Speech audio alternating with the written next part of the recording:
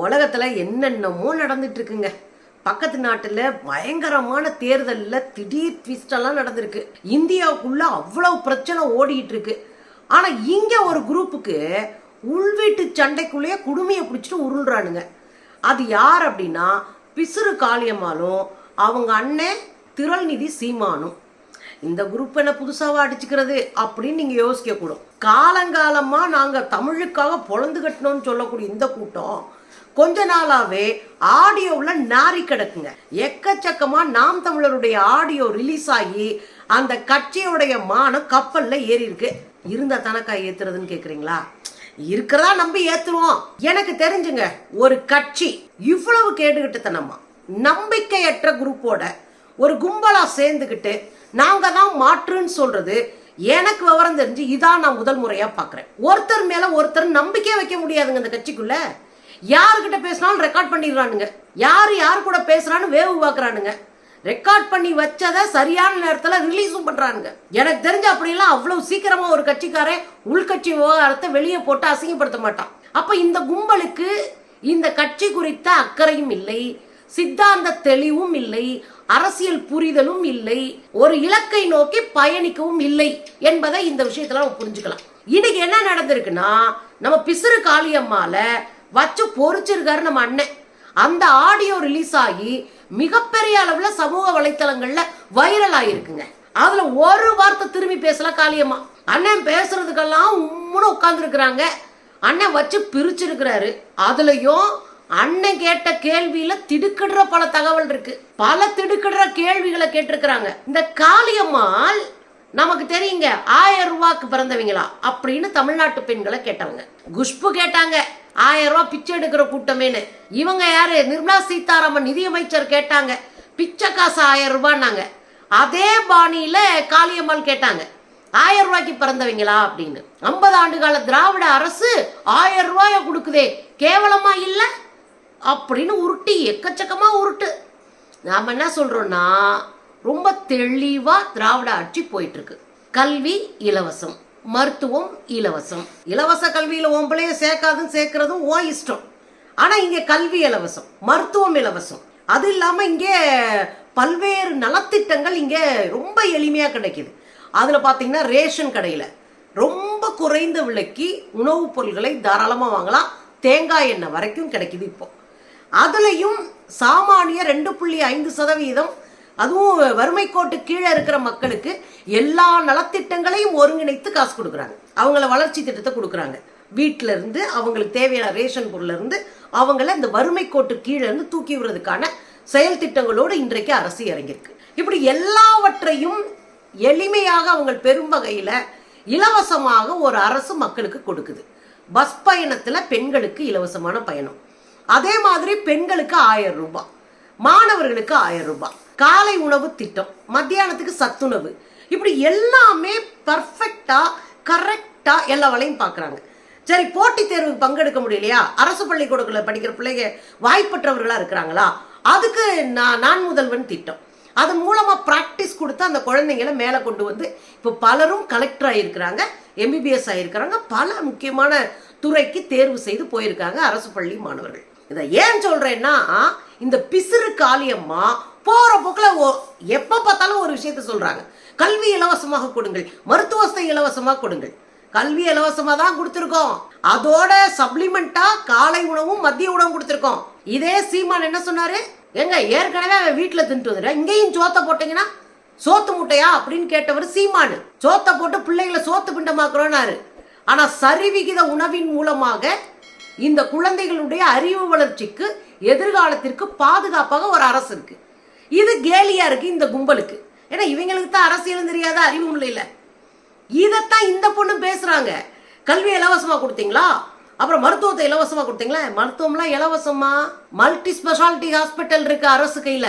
மாவட்டம் தோறும் பெரிய பெரிய மருத்துவமனைகள் இருக்கு, ஊர்தோறும் மருத்துவமனைகள் இருக்கு, கிராமங்கள்ல கூட ஆரம்ப சுகாதார நிலையம் இருக்கு. ஆட்களே போக முடியாத இடத்துல மருத்துவ ஊழியர்கள் மருந்து எடுத்துட்டு போய் கொடுக்குறாங்க. வயதானவர்கள் ஆஸ்பத்திரிக்கு வர முடியாது. 60 வயசுக்கு மேல இருக்கிறவங்க, 55 வயசுக்கு மேல இருக்கிறவங்க, அவங்களுக்கு இல்லம் தேடிய மருத்துவத்தை கொண்டு போய் சேர்க்கிறாங்க. வயோதிகர்களுக்கு கிண்டியில தனியா ஹாஸ்பிட்டலே இருக்கு. இப்போ பார்த்து பார்த்து யோசிச்சு யோசிச்சு ஒரு ஒரு திட்டமா தீட்டி மக்களுக்கு அந்த திட்டத்தின் மூலமாக பயன் கிடைக்கிறதுக்கு ஏற்பாடு பண்றாங்க. ஆனா போற போக்குல இந்த காவி கும்பல் ஏன் சொல்றேன்றீங்களா? ரெண்டுக்கும் பெரிய வித்தியாசம் இல்லைங்க, பங்காளிங்க தானே, அதனால சொல்றேன். இந்த காவி கும்பல் பிசிறு காளியம்மா, இந்த பக்கம் நம்ம அண்ணாத்த சீமானு, இதுங்கெல்லாம் வாய் வலிக்க பேசுதுங்க. கேட்கிறவன் கேனையா இருந்தா எருமை மாடு ஏரோப்ளைன் ஓட்டுன்னு கதை சொல்லுவாங்க. அந்த கதையா இருக்கு இந்த கும்பல் பேசுற கதை. இந்த கும்பல் இதெல்லாம் பேசிட்டு நாங்க யோகியோன்னு சொல்றதுதான் இங்க இடிக்குது. ஒரு அரசு ஒரு 2000 ஆண்டு கால போராட்டத்திற்குல கொஞ்சம் கொஞ்சமா சமூக நீதியை கையில் எடுத்து இந்தியாவிலே முதல் மாநிலமாக இந்த பிள்ளைங்களை படிக்க வைப்பேன், இந்த பிள்ளைங்களை தெளிவாக்கவே, உயர்ந்த அரசியலை கொண்டு போய் நிறுத்துவேன், அதிகாரத்துல உட்கார வைப்பேன் நம்ம போராடிட்டு இருக்கோம். திரள் நிதியில வயிறு வளர்த்துக்கிட்டு இந்த கும்பல் வாய்க்கு வந்ததை பேசிட்டு தெரியுது. இதே எலெக்ஷன்ல 2024 நாடாளுமன்ற எலெக்ஷன்ல இந்த காளியம்மாவை இன்ன வரைக்கும் கணக்கு ஒப்படைக்கல. ஏற்கனவே இவங்க நிதி திரட்டி கொடுத்தது போக காளியம்மாள் தனியா ஒரு பில்லை போட்டு நிறைய கறந்து வச்சிருக்கிறாங்க. அந்த பணம் எல்லாம் ஒரு பக்கம் போன பிறகுதான் கடுப்பாகி போய் கணக்கு ஒப்படைக்க சொன்னார் நம்ம அண்ணன். அதுல இருந்து தான் பெரிய பிரச்சனை ஆரம்பிக்குது. அப்புறம் தஞ்சாவூர்ல நடந்த ஒரு கல்யாண வீட்டுல அண்ணனை வச்சு அங்க இருந்த நிர்வாகிகள்லாம் தனியா கூட்டம் போட்டிருக்காங்க. காளியம்மா கட்சிக்கு ஆபத்தானவங்க, காளியம்மாள் கட்சிக்கு பேரை சொல்லி நிறைய கலெக்ஷன் பண்றாங்க, அதை கவனமா அவங்கள டீல் பண்ணணும், கட்சியில இருக்கிறது ஆபத்துன்னு நிறைய கிளப்பி விட்ட பிறகு இன்னும் கூடி போச்சு அவங்க மேல இருக்கிற கோபம். அதனாலதான் பிசுறு காளியம்மால வெட்டி விடுவேன்னு அண்ணன் சொல்றாரு. ஆனா காளியம்மா அவ்வளோ ஆகச்சிறந்த நல்லவங்கெல்லாம் கிடையாது. அண்ணன் எப்படி சீமான் ஊராங்காசுல, ஊரான் உழைப்புல, ஊரான் ரத்தத்துல, ஊரானுடைய வியர்வையில சொரண்டி பிழைப்பு நடத்துகிறாரோ அந்த மாதிரி அப்படியே டிட்டோவா பண்றவங்க தான் இவங்க. சாதாரணமா ஒரு தொண்டு நிறுவனத்துல 10,000 ரூபாய்க்கு வேலை பார்த்துட்டு இருந்த காளியம்மாள் இன்றைக்கு காரும் பங்களாவும் எப்படி இருக்கிறார்? இவ்வளவு பெரிய சொகுசான வாழ்க்கை எப்படி வந்தது? அதுக்கு நான் சொல்லலைங்க, அண்ணன் சீமான் இன்னைக்கு வெளியே வந்திருக்கிற ஆடியோல கேட்கிறார். என்ன கேட்கிறார் தெரியுங்களா? ஏமா நீங்க பாட்டுக்கு ஏதோ பண்ணிக்கிட்டே போறீங்க, உங்களை பார்த்துக்கிட்டே இருக்கிறதா எங்களுக்கு வேலையா? கட்சியை வளர்க்கறதா எங்களுக்கு வேலை இல்லையா? ராஜீவ்காந்தி கல்யாண சுந்தரத்தை வளர்த்து விட்டோம், அது துரோகத்துல போய் முடிஞ்சது. இந்த கூட்டத்தோட யாருங்க இருப்பாங்க? கொஞ்சோண்டு மூளையோ அறிவோ இருக்கிறவன் யாருமே அண்ணன் சீமானோட இருக்க முடியாது. நல்லா திருட்டுத்தனம் பண்றவன், ஊராஞ்சத்தை கொள்ளையடிக்கிறவன் மட்டும்தான் அண்ணனோட காம்ப்ரமைஸ் பண்ணிட்டு இருக்க முடியும். அந்த வேலையை தான் இங்க ஒரு கூட்டம் செஞ்சுட்டு இருக்குன்னு வச்சுக்கோங்களேன். அண்ணன் கேட்கிறாரு, என்னம்மா நீ தனியா ஒரு வேலை பார்க்குற, நீயா போய் பெண்களை எல்லாம் திரட்டுற, மக்கள் எல்லாம் திரட்டுற, தனியா கூட்டம் நடத்துற, தனியா கலந்தாய்வு கூட்டம் நடத்துறியே, அது நியாயமானு கேட்கிறாரு. ஆக அண்ணனுக்கு போட்டியா காளியம்மா தனியா கலந்தாய்வு கூட்டங்களை நடத்த ஆரம்பிச்சிருக்கிறாங்க. அதுல பெண்களை தனியா கூப்பிட்டு இருக்கிறாங்க, ஆண்களை தனியா கூப்பிட்டு நடத்திருக்கிறாங்க. அதுவும் இந்த மீனவ பகுதிகளில் இருக்கிற மீனவ மக்களை ஒருங்கிணைக்கிற வேலையை காளியம்மாள் தனக்காக செய்யறாரு. தனக்கு ஒரு வாய்ப்பு வரணும், தன்னுடைய அடையாளத்தை பிரிக்கணும், தன்னுடைய அரசியல ஸ்ட்ராங் பண்ணிக்கணும் அப்படின்றதுக்காக கட்சி கிட்ட எந்த கலந்து ஆலோசிக்காம இவங்களை கூட்டுறாரு. அப்புறம் சீமானுக்கு டஃப் கொடுக்கறப்பல சீமானுக்கு சப்போர்ட் பண்ணி அவ்வளவு மோசமா விஜயலட்சுமி கேள்வி கேட்க முடியும். ஆனா கடைசியில் இந்த கும்பல் சிக்கும் போது யோகியனா தன்னை முன்னிறுத்திக்கிட்டு நான் பயங்கரமா உழைச்சவ, எனக்கே இந்த நிலையா அப்படின்னு கண்ணீரும் கம்பளையுமா நிக்க வேண்டியது. இந்த பொண்ணு என்ன பண்ணிருக்காங்கன்னா, தனியா கலந்தாய்வு கூட்டம் போறது கூட பரவாயில்லைங்க, பெண்களை கூட்டிட்டு போய் அங்க இருக்கிற ஒரு ஹோட்டல்ல, நாகையில இருக்கிற ஒரு ஹோட்டல்ல பார்ட்டி கொடுத்துருக்குறாங்க. எதுக்கு கொடுக்கணும்? ஏன்னா தனக்கு ஆதரவா ஒரு வலிமையான டீமை உருவாக்கிக்கிற நினைக்கிறாங்க.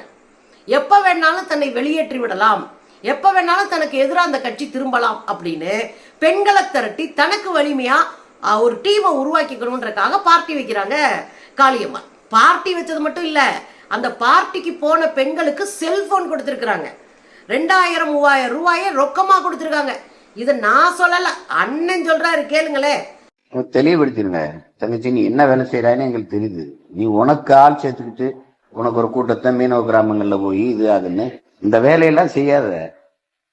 அவர் ரொம்ப பேரன்புக்காரரு, அதே மாதிரி பெருங்கோவம் கொண்டவன். அவன் எதை பத்தியும் கொல்லப்பட மாட்டான். இப்படிதான் ராஜீவ்காந்தி கல்யாண சுந்தரத்தை வளர்த்தான். அவன் கடைசியா துரோகத்துல போய் நின்னுது. இங்க திறமை மட்டும் முக்கியம் இல்ல, உண்மையும் நேர்மையும் தான் முக்கியம். நீ என்ன செய்யறாயின்னு கவனிக்கிறதே எங்களுக்கு வேலையை கொடுத்துக்கிட்டு இருந்தீங்கன்னா கட்சி எப்படி நாங்க வளர்க்குறது? நீ அங்க போய் இங்க போய் அங்க கூட்டு தனியா கலந்தாய் விடுறது, பெண்கள் எல்லாம் தனியா கலந்தாய் விடுறது.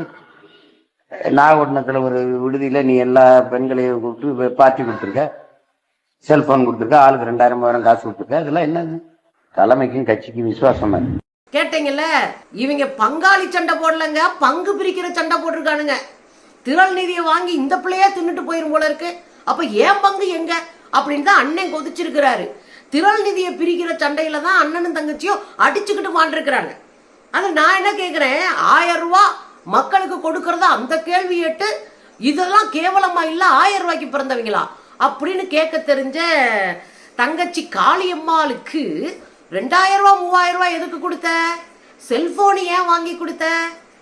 ஏன்னா உனக்கு பின்னாடி ஒரு அரசியலை உருவாக்க ட்ரை பண்ற, சரியா? அதுக்கு பணம் எங்க இருந்து வந்துச்சு? நீ தான் எளிய வீட்டு பிள்ளையாச்சே. எளிய தமிழ் பிள்ளை வீட்டுக்கு எப்படி காசு வந்துச்சு? அப்ப அந்த காசு வந்த வழியை சொல்லு. ஏன்னா ஊரை கேள்வி கேட்கறதுக்கு முன்னாடி நாம யோகியமானு காட்டிக்கணும்ல. 1000 ரூபாய்க்கு ஒரு பெண்ணுக்கு கொடுக்கிற 1000 ரூபாய் மட்டும் இல்லைங்க, ஒட்டு மொத்தமா ஒரு குடும்பத்துக்கு பொருளாதாரத்தை பங்கிட்டு கொடுத்துட்டு இருக்கு தமிழ்நாடு அரசு. ஏதாவது ஒரு வழியில் இந்த குடும்பம் முன்னேறாதா, தான் இருக்கிற ஒரு படியிலிருந்து அடுத்த படிக்கு மேலே ஏறிடாதான்றது தான். ஒரு பெண்ணுக்கு 1000 ரூபாய், அவங்க பொண்ணுக்கு காலேஜ் படிக்கிற பொண்ணுக்கு 1000 ரூபாய், பையனுக்கு 1000 ரூபாய், இவங்களுக்கு எல்லாம் ரேஷன்ல சீப்பா பொருள்களை கொண்டு போய் கொடுக்கறது, இலவச பஸ் பேருந்து, இது எல்லாவற்றையும் பார்த்தா ஒரு ஆண்டுக்கு 60-70 மிச்சமாகும் இந்த குடும்பத்துக்கு. இந்த காசு இல்லைன்றதுக்காக பள்ளிக்கூடத்துக்கு போக மாட்டேன்னு புள்ள வீட்டுல நிக்காது. இந்த காசு இல்லைன்றதுக்காக காலேஜுக்கு போக மாட்டேன்னு பிள்ளைங்க வீட்டுல நிக்காது. இந்த காலை உணவு மதிய உணவுக்காக படிக்க வருகிற குழந்தைகளுடைய எண்ணிக்கை அதிகரிச்சிருக்கு. சரிவிகித உணவு கொடுக்கறனால குழந்தைகளுடைய ஆரோக்கியம் அதிகரிச்சிருக்கு. இதை நாங்க பேசுறோம்னா காசுக்காக அடித்து கொள்ளுகிற கும்பல் இந்த இடத்துல பேசலாமா? காளியம்மாள் போன்ற வெறும் அரசியலை வைத்து பிழைப்பு நடத்துகிற கூட்டம் இதை பேசலாமா? அதுதான் நமக்கு இருக்கிற ஒரே கேள்விங்க. ஆக பேய்க்கும் சண்டை மாறி அண்ணனுக்கும் தங்கச்சிக்கு வர்ற சண்டை, அக்கௌண்ட்ல பணத்தை பிரிச்சுக்கிற சண்டை, காசுக்காக அடித்து கொள்ளுகிற இந்த கூட்டம் தான் தமிழர்களுடைய மறுவாழ்வுக்கான கூட்டமா? ஈழத்துல போர் முடிஞ்சிருக்கு, ஈழத்துல அத்தனை பேர் இனப்படுகொலை செய்யப்பட்டாங்க தமிழர்கள். அந்த பிணத்தை வைத்து காசு சம்பாதிச்ச இந்த கூட்டம் இன்னைக்கு அங்க ஒரு ஆட்சி மாற்றம் வந்திருக்கு. அந்த ஆட்சி மாற்றம் எவ்வளவு மோசமா தமிழர்களுக்கு இருக்கும், குறைந்தபட்சம் தமிழர்களுக்கு அதிகார பகிர்வு இருக்கா, இதெல்லாம் பேசவே இல்லையே. சினிமா நடிகர்கள் யார் யாருக்கிட்ட பிரிஞ்சாங்கன்னு பேசிட்டு இருக்கானுங்க அந்த கட்சிக்காரங்க. அண்ணன் வாயை திறக்கிறது இல்லை, அண்ணன் அதை பத்தியே பேசல. ஆக நீங்க 13 ஆண்டு காலம் ஈழத்தமிழருடைய பிணத்தை வைத்து அரசியல் செய்து கல்லா கட்டியிருக்கீங்க.